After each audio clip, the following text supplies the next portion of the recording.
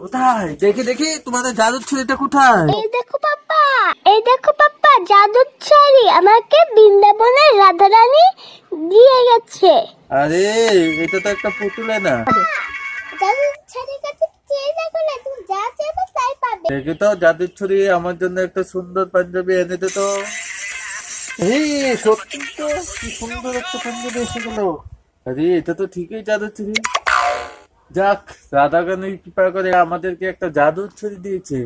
এখন আমরা যাই চাবো তাই পাবো। আরে পেয়েছো বলে এত কিছু চাইছো কেন? জাদুর ছুরি, আমাকে একটা মোবাইল এনে দাও। ভালো জামা পেয়েছো হয়েছে, আবার মোবাইল লাগবে তোমার?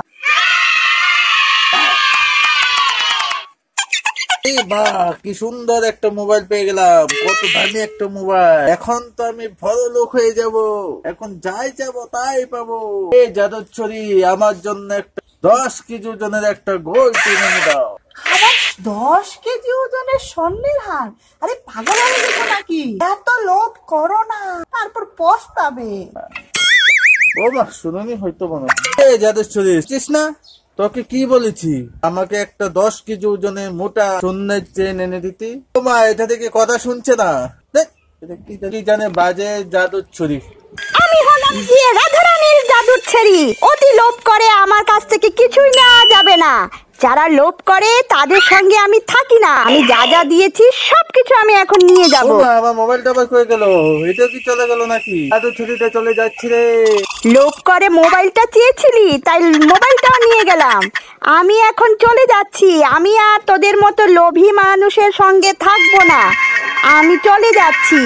রাধারানী আগেই বলেছিল লোভ করে কিছু চাইবি না। তার জন্য আজকে তোমার মেরেছে। এই যে দেখো বেশি লোভে কি হলো। চলে গেল। জাদুর ছড়িটা চলে গেল। এটা থাকলে তো আজকে আমাদের কষ্টের দিনগুলো ঘুচে যেত। ঠিকই, আমি বেশি লোভ করেছি, তাই জাদুর ছুরিটা চলে গেছে রে। হায় কখন। আগেই বলেছিলাম বেশি লোভ করো না, বেশি লোভের ফল ভালো হয় না। তাহলে নাকি কি জবাব দেব? ভালো লাগে না। এলিনা, তুমি কেঁদো না। আমি তোমার সঙ্গে রাগ করে যাচ্ছি না। পরে তোমার সঙ্গে আমি আবার দেখা করব।